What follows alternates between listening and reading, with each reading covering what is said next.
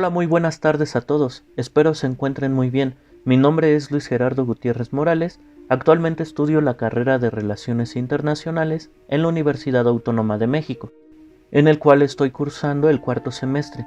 En esta ocasión expondré la liberación comercial y desregulación neoliberal de 1982 a 2012 en la materia de Economía y Sociedad del México contemporáneo. Antes de comenzar, me gustaría poner en contexto de qué trata la materia. Esto es para entender correctamente el tema y estar en sintonía. Entonces tenemos que esta materia nos ayudará a recordar los procesos de industrialización y los ciclos económicos posteriores a la Revolución Mexicana, así como su impacto en la estructura social de México.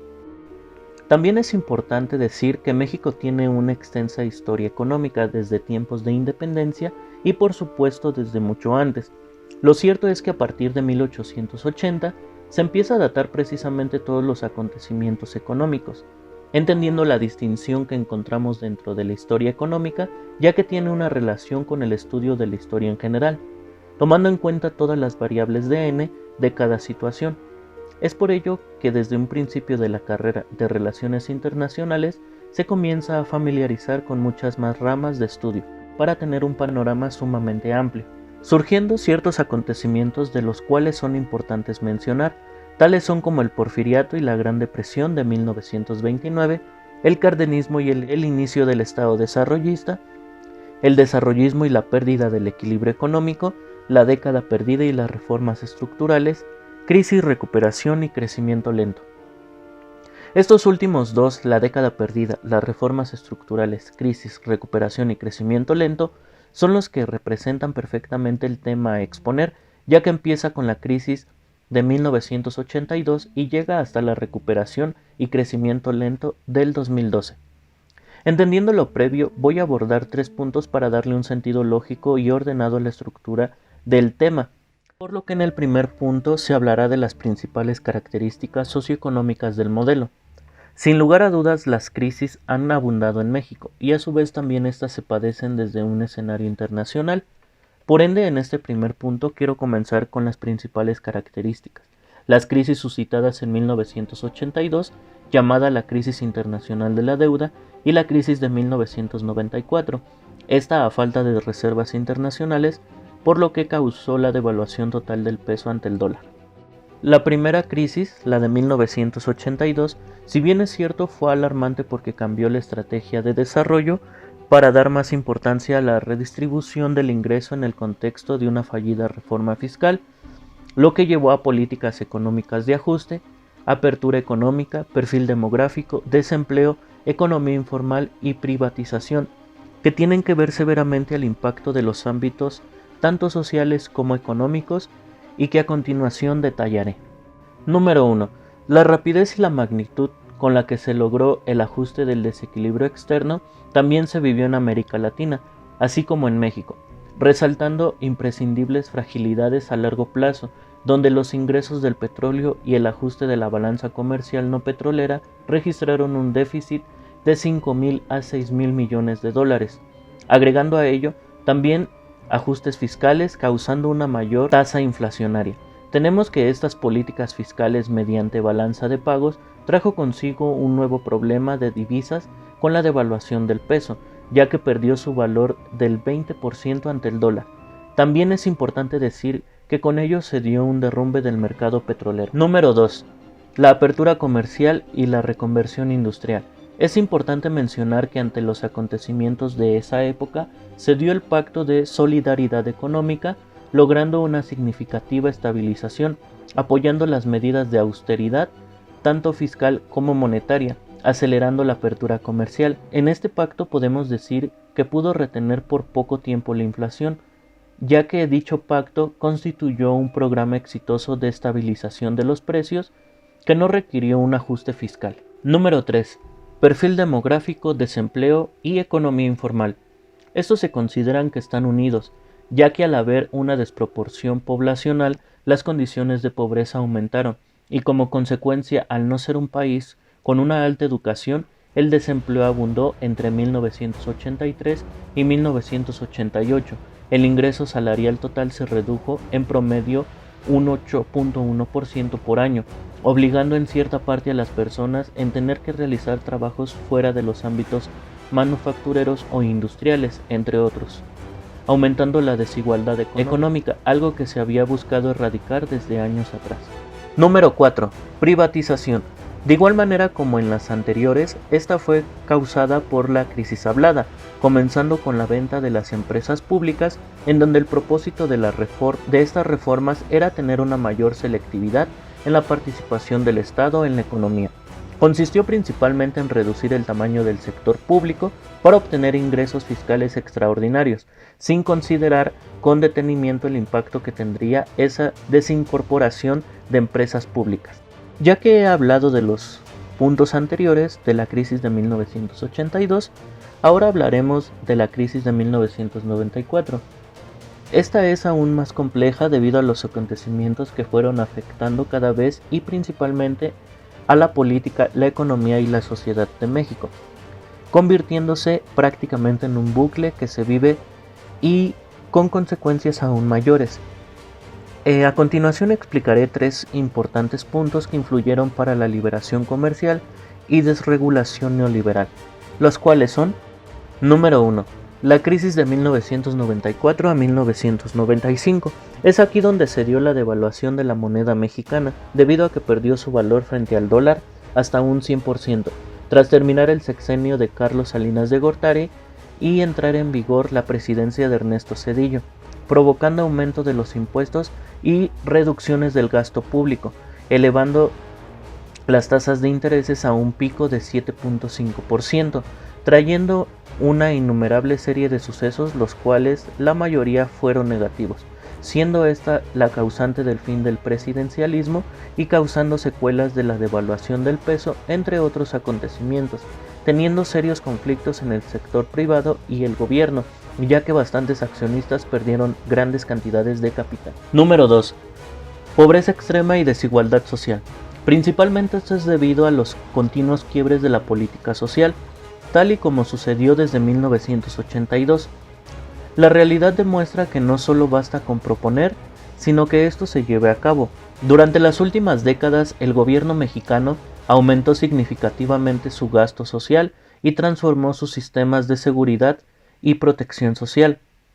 El gasto destinado a desarrollo social se incrementó casi el 400% en términos reales entre 1990 y 2012, y aunque se haya llevado a cabo un mayor esfuerzo para erradicar los niveles de pobreza, tuvieron un aumento significativo como consecuencias de las crisis económicas que han existido, tal como la de 1994, llegando a 35.3 millones de personas, que es al igual del 37.1% de la población en pobreza. Número 3. Una nueva crisis financiera llegó hasta el 2000. Esta se originó en los Estados Unidos y poco tiempo después se propagó en todo el mundo y en particular afectó a México. Esta crisis probablemente la recordamos con más detalle ya que tiene pocos años, para ser exactos 21 años, que ocurrió. Ernesto Zedillo dejó la presidencia en noviembre del 2000. Posteriormente, Fox recibió la presidencia con una inflación de 8.9% y continuó a la baja para llegar en 2012 al 4.1% en promedio, con una lenta recuperación. Pero lo cierto es que con ello desencadenaron otras crisis que a su vez de nuevo nos vimos afectados, como en 2008, porque no se contaba con el tipo de cambio flexible, ya que desde 1998 en adelante el peso estuvo sobrevaluado, especialmente entre el año 2000 y 2008. Ahora que ya se han detallado las características de este modelo, tanto en lo social como en lo económico y lo político, podemos dar paso al segundo punto, en el cual yo voy a hablar de las ventajas y desventajas que tuvo tanto en el orden económico, político y social. A continuación presentaré 2 cuadros, los cuales parten de 1982 y 1933, y el segundo cuadro de 1994 a 2012. Con ello, aunque estén separados, realmente es que tienen mucho que ver. ya que cada uno tiene un respectivo ejemplo para así poder asimilarlos. En el orden económico tenemos como ventaja la reforma de la política comercial. En julio de 1986, México firmó su adhesión al Acuerdo General sobre Aranceles y Comercio, más conocido como GATT, y así afirmó y reformó la confianza a nivel privado. Una de las desventajas que tuvo la reforma de la política comercial fue el aumento de los impuestos, también la disminución del comercio nacional, hubo surgimiento del comercio ilegal y piratería, y también suscitaron acuerdos razonables y desventajosos con ciertos países. Un claro ejemplo es cuando se profundizó aún más a finales de 1987 en el marco del pacto. La dispersión se redujo un rango de 0 a 20%, quedando solo 5 tasas, y el arancel medio bajó a 10.4%. En el orden social, las ventajas fueron que a principios de los años 90 la economía de México ya había cerrado tanto la brecha externa como fiscal, que las crisis y las deudas habían abierto, dejando realmente afectado a ciertos sectores de la sociedad. En cuanto a las desventajas, es por ello que se le llamó la década perdida, y esto es debido al ser un impacto tan grande socialmente, lo cual causó estragos a las partes más vulnerables del país, donde tenemos que el gasto del gobierno a nivel salud y educación bajó del 30.2% al 23.9%. En cuanto a un ejemplo muy claro es que a partir de 1982 se elevó la mortalidad infantil y preescolar asociada a deficiencias nutricionales, así como también aumentó el desempleo ante una densidad demográfica significativa. En el segundo cuadro tenemos el orden económico. En cuanto a sus ventajas, es bien sabido que desde 1990 comenzaron las negociaciones del Tratado de Libre Comercio de América del Norte, mejor conocido como el Telecán, pero no es hasta 1994 cuando este entró en vigor, con los siguientes objetivos: acceso a mercados más amplios, competitividad y acceso a una mayor diversidad de productos y servicios, eliminación de condiciones y barreras comerciales, y un mayor intercambio de tecnología. El crecimiento del comercio de importaciones y exportaciones aumentó a una tasa promedio de 8.5% hasta el 2012. En cuanto a las desventajas, tenemos que el costo de la deuda superó al gasto social de inversión. También hubo una baja inversión en infraestructura, inversión en obra pública que estaba en decadencia. También la depreciación del peso y el aumento de la deuda pública se vieron afectados por una sobreregulación de este Tratado de Libre Comercio. Se perdió el control sobre el sistema de pagos. En 1996, el 20% de la deuda del gobierno federal era interna y 80% externa. Para 2010 se revirtió, la proporción era 20% externa y 80% interna. Y como claro ejemplo, el Telecán fue transformado especialmente para atender a las manufacturas y en menor medida a la agricultura de exportación. El Telecán y la política comercial habían logrado su objetivo fundamental. En el orden político y social, tenemos como ventaja el replanteamiento de la política social, así como a la nueva conformación política tras la caída del presidencialismo, aumentando significativamente su gasto social y transformando sus sistemas de seguridad y protección social. También vemos que el gasto destinado al desarrollo social se vio aumentado hasta el 2012. En cuanto a las desventajas, tenemos que el lento crecimiento posterior y la crisis provocaron nuevamente aumentos de la población en pobreza hasta el 2012. Esta llegó a 23 millones de personas, que en representación porcentual es el 19.7%. Y en cuanto al ejemplo, tenemos que la expansión del gasto social en los últimos 15 años estuvo acompañada de cambios en la política de desarrollo social. Como pudimos notar en la siguiente explicación con las tablas, identificamos algunos de los aspectos que causaron efectos tanto positivos como negativos a la sociedad, economía y política del país, donde si bien algunos sectores como los privados fueron los más beneficiados, queda muy claro que la mayor parte de la población se vio afectada, por lo que a continuación pasaremos al último punto donde se dará por concluido este tema. En cuanto a este punto tenemos las lecciones históricas para el presente.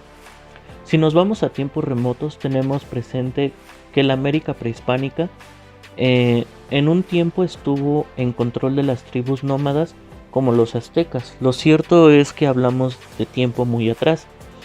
De esta manera, al estudiar la historia, tenemos que considerar no volver a cometer los errores y mejorar los aciertos pasados, tal y como no ha sucedido del todo a lo largo de la historia de México. Pero ahora bien, después de la independencia y llegar a datar los acontecimientos precisos que afectaban y beneficiaban a México, se han hecho cambios importantes, como darle prioridad al sector agrario, como las reformas agrarias y las reparticiones de tierras, también el proceso desarrollista que se llevó a cabo con el gobierno de Lázaro Cárdenas y como la creación de una constitución en 1997.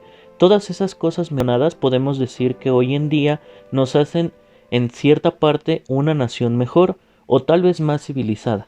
No obstante, estos problemas de los que hemos hablado con anterioridad, vemos que el potencial de la economía y de la sociedad mexicana eran enormes, y son enormes. Por así llamarlo, no era del todo imposible lograr que México saliera de las crisis inevitables, si no es debido a las malas gestiones que se han llevado a cabo. El propósito era llevar una mejor economía con una sociedad que tuviera salarios más altos y con tecnología de mayor calidad, llegar a ser ese México moderno. El reto de antes y de ahora en muchos sentidos es el de cómo amalgamar esos dos Méxicos que se habían conformado a lo largo de su historia, donde la desigualdad y la pobreza abundan por doquier a pesar de enormes esfuerzos históricos, como los realizados desde el Porfiriato hasta la actualidad, pero que únicamente han disminuido el interés en cuanto a un bienestar social, económico y político. Esto ha llevado a un lento crecimiento económico, a un aumento de la violencia y criminalidad en nuestro país. México es un país megadiverso, tiene prácticamente de todo, solamente hace falta un buen proyecto sustentado por una lógica de crecimiento por gente honesta. Con ello me refiero a la población y al gobierno que a corto, mediano y largo plazo nos diera un beneficio a todos y no a unos cuantos, tal y como ha pasado con el descontrol de privatizaciones y reformas, y que se le ha dado un pésimo planteamiento al neoliberalismo.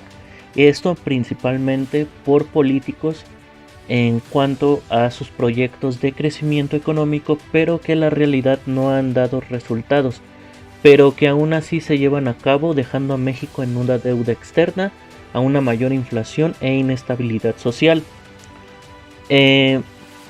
Por último, les doy las gracias y puedo finalizar con la realidad histórica, donde México en su caso particular es una nación con muchas esperanzas, pero que aún no encuentra su camino. Muchas gracias, hasta luego.